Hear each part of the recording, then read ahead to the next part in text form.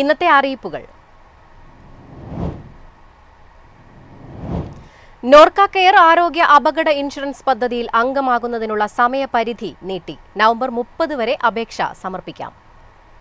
സംസ്ഥാന സർക്കാർ അവതരിപ്പിച്ച നോർക്ക കെയർ പ്രവാസി ഹെൽത്ത് ഇൻഷുറൻസ് പദ്ധതി സമയപരിധി നീട്ടിയ ആശ്വാസത്തിലാണ് പ്രവാസി സമൂഹം. നോർക്ക ക്ഷേമനിധി ഡയറക്ടർ NK കുഞ്ഞഹമ്മദും ഓർമ്മ ഭാരവാഹികളടക്കം നിരവധി പ്രവാസി സംഘടനകളും മുഖ്യമന്ത്രിയോടെ കത്തുകൾ മുഖേനയും നേരിട്ടും കാലാവധി നീട്ടാൻ അഭ്യർത്ഥിച്ചിരുന്നു.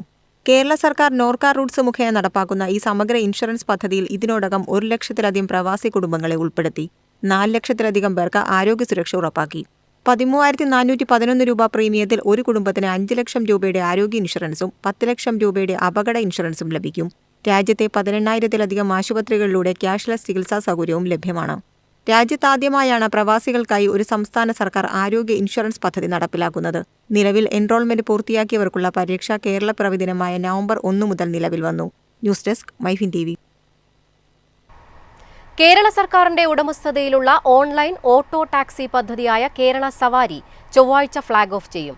രാജ്യത്താദ്യമായാണ് സർക്കാർ ഉടമസ്ഥതയിൽ ഇത്തരമൊരു പദ്ധതി നടപ്പാക്കുന്നത്. ഈ വർഷം ഏപ്രിൽ മാസം മുതൽ തിരുവനന്തപുരം, കൊച്ചി നഗരങ്ങളിൽ ട്രയൽ റൺ വിജയകരമായി പൂർത്തിയാക്കിയാണ് പദ്ധതി ഫ്ളാഗ് ഓഫിന് തയ്യാറായത്.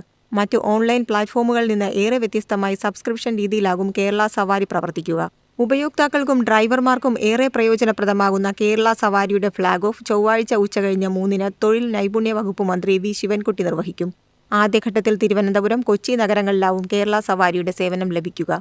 സർക്കാർ സംരംഭമായതിനാൽ തന്നെ യാത്രക്കാർക്ക് 100% സുരക്ഷിതമാവും കേരള സവാരി. ഇതിൽ രജിസ്റ്റർ ചെയ്യുന്ന ഓരോ ഡ്രൈവർക്കും പോലീസ് ക്ലിയറൻസ് ഉണ്ടായിരിക്കും. അടിയന്തര ഘട്ടങ്ങളിൽ സഹായത്തിനായി കേരള സവാരി ആപ്പിൽ പാനിക് ബട്ടൺ സംവിധാനമുണ്ട്.